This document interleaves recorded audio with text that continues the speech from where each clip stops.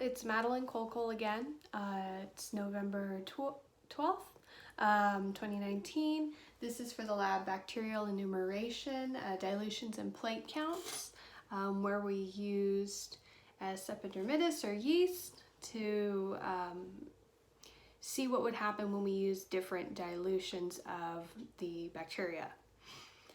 So I'll go ahead and show my plates here in succession, and like I said before on my last video, bear with me on the phone viewing because I don't know what's better. It's either got to face me or face away from me.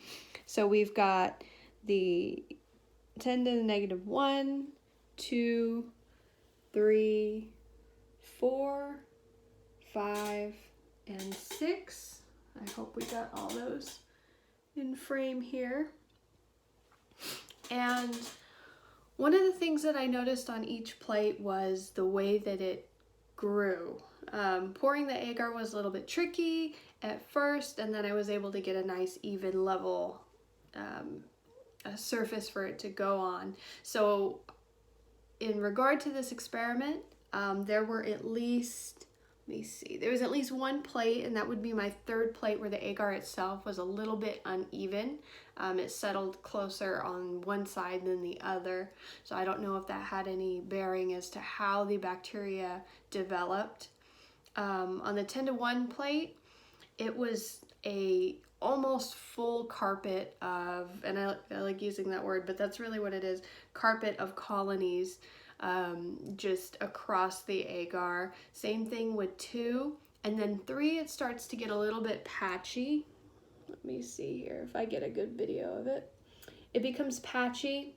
There's definitely less of that carpet-like behavior, but as I can still see, even though the colonies are more developed, they're not distinct enough to be countable.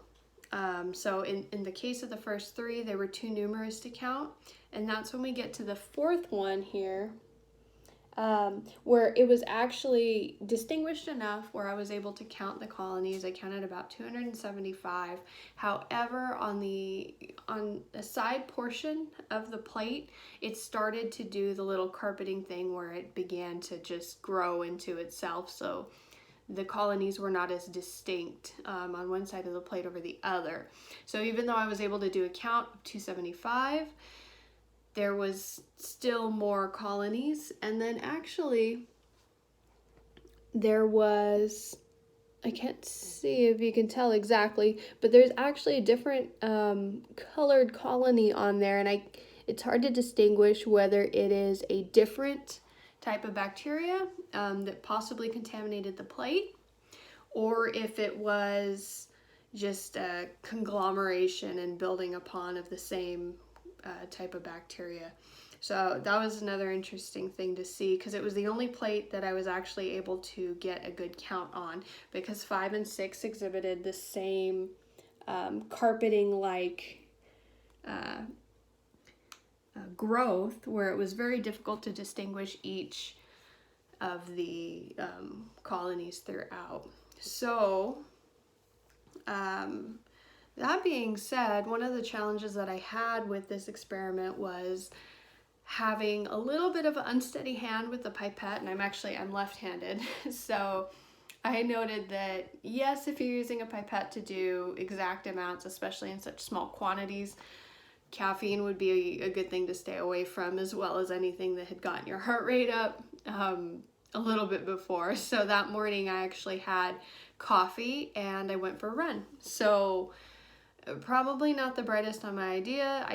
On my part, I kind of struggled to make sure that I was getting the correct amounts every time I was doing the next dilution. So I was frustrated a little bit on how this experiment turned out, because it doesn't appear to me that I got the results that I was looking for overall. However, I was able to complete it, of course, because there was the one plate that I was able to count and do the calculation for. So that would be it for this lab, and I'll see you next week.